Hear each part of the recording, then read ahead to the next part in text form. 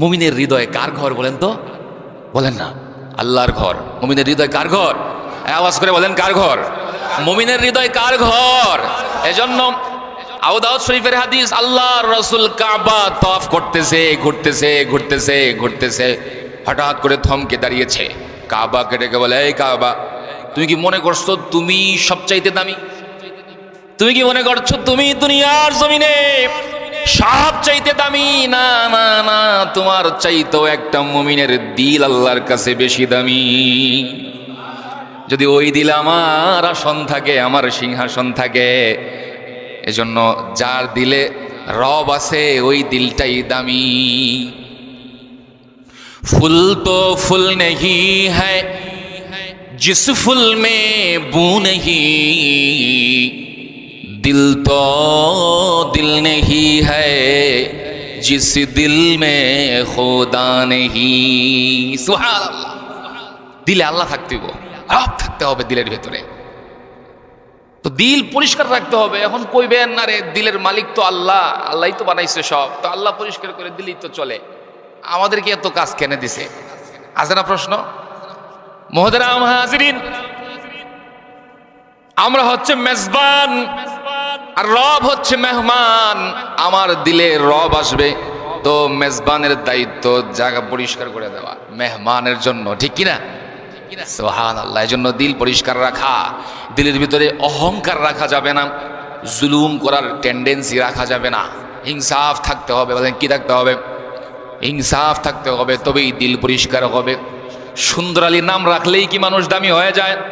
Pant shirt coat tie পরলে কি মানুষ দামি হয়ে যায়? চেহারা সুরত ভালো, বডি ফিগার ভালো, সুতীক্ষ্ণ মেধার অধিকারী, প্রখর মেধার অধিকারী, প্যান্ট শার্ট কোট টাই পরে পাজারুতে করে ঘুরে, লম্বা জামা জুব্বা জামা পরে পাগড়ি পরে, তো লোকটা কি ভালো হয়ে গেছে? যদি দিলটা ভালো না হয়, কোনো কিছুতেই সে ভালো হতে পারবে না। সুন্দর আলী নাম রাখলে কি মানুষ সুন্দর হয়ে যায়? যদি দিলটা সুন্দর না হয়।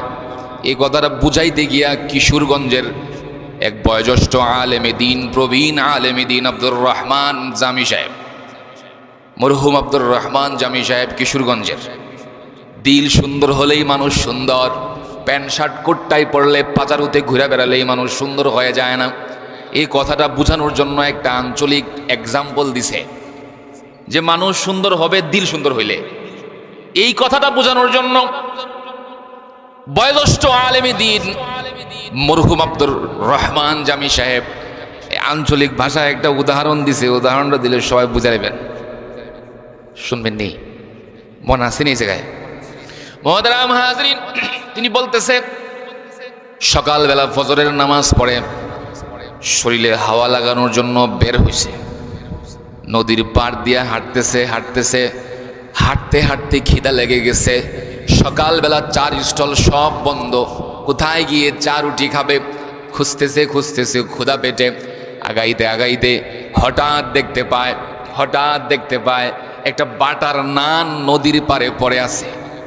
বাটার নান, উপরে তিল টিল দেওয়া, একেবারে ধোঁয়া উঠতেছে।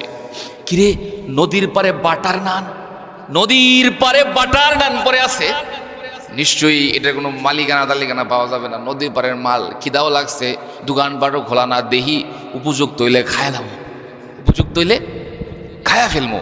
তো এই চিন্তা নিয়ে যখন খাইতে উদ্যত হয়েছে, কাছে গেছে, রুটিটা যখন ধরবে তখন একটা অভিজ্ঞতার শিকার হয়েছে। অভিজ্ঞতাটা বাড়িতে আইসা বলতেছে, আঞ্চলিক ভাষায় কিন্তু বুঝছেন, গাঙ্গের ফারো গেছলাম, গাঙ্গের ফারো গেছলাম, লুডি একটা দেখছিলাম, আড্ডা দেহি নরম, মুহেদ্দা দেহি গরম, থু আল্লাহ থু, কোন শুয়োরে রাখা গেছে লুডিল্লাহানগু।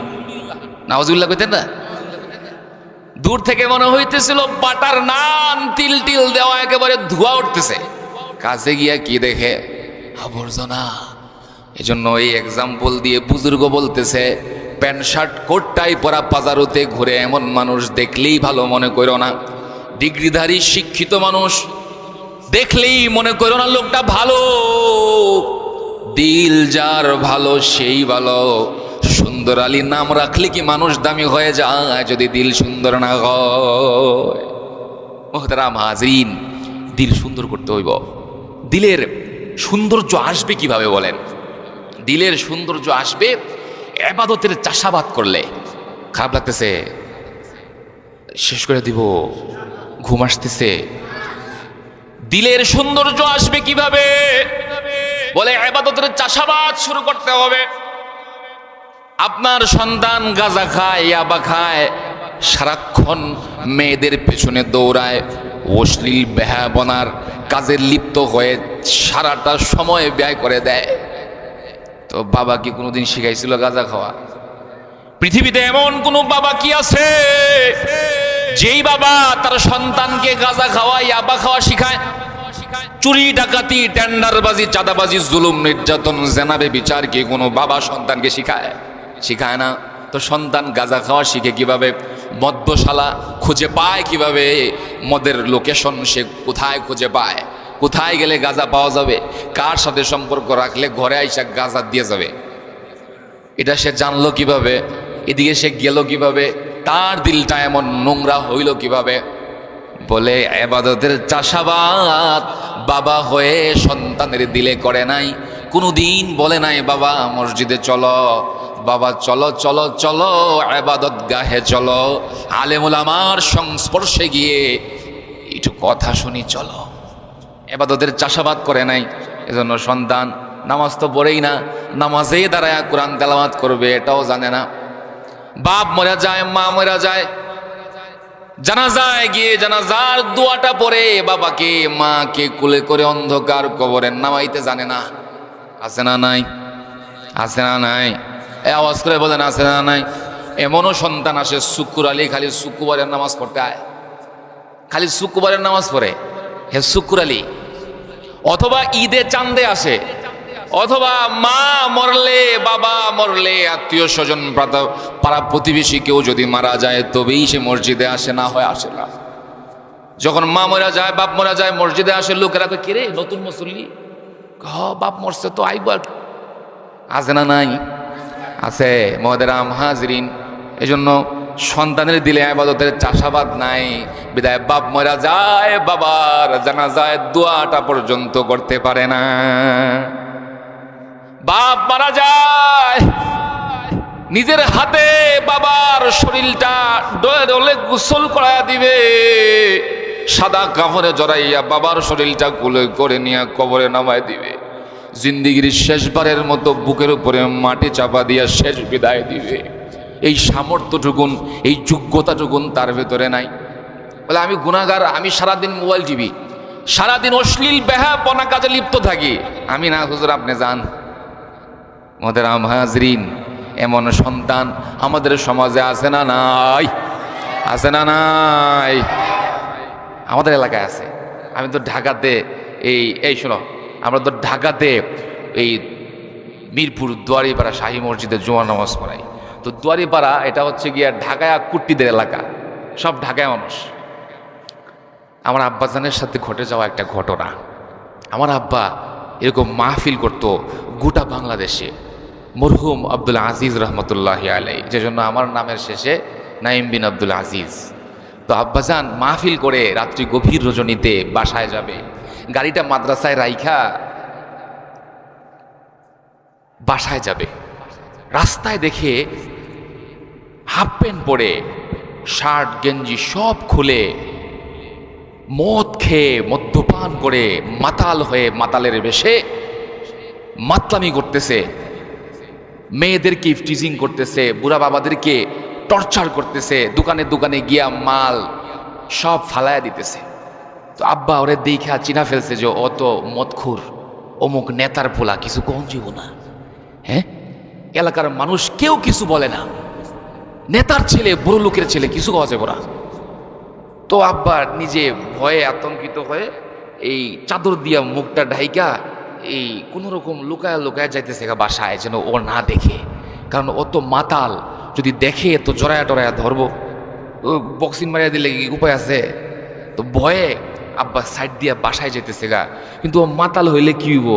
তালে ঠিক আছে, চিৎকার করে বলে, হুজুর কই যেতেছেন আপনি?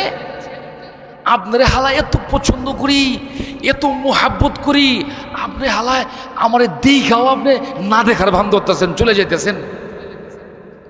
এই হুজুরের লই আও তো এখানে। আব্বাকে আমি অনেক দূর থেকে মাহফিল করে আসছি, আমি বাসায় যাব, আমাকে ডিস্টার্ব করো না।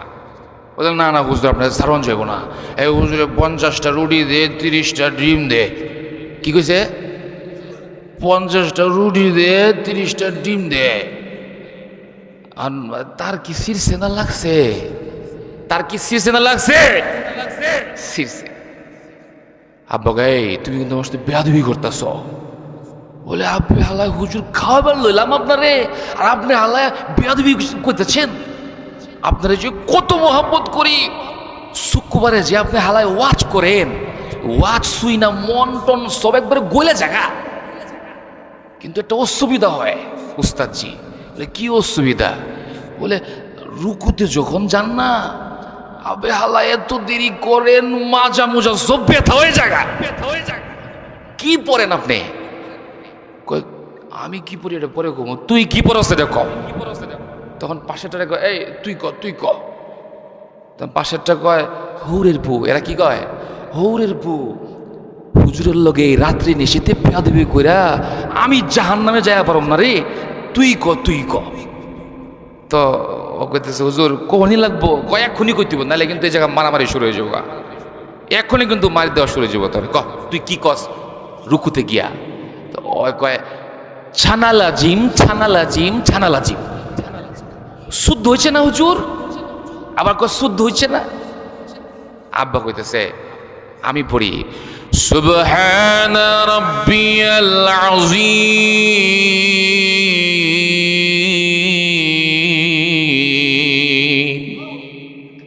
আপনার একবারের লগে যেমন 50 বার হয়ে যায়গা, আপনি হালায় সুজাও না। মোহতারাম হাজরিন, এমন যুবক আছে না যে রুকুতে গিয়া আল্লাহর নামের তাসবিহ টাকাবে, এই সামর্থ্য এই যোগ্যতাটুকুন সে অর্জন করতে পারে নাই। কেন? কিসের জন্য? বলে বাবা তার সন্তানের দিলে ইবাদতের চাষাবাদ করে নাই। মোহতারাম হাজরিন,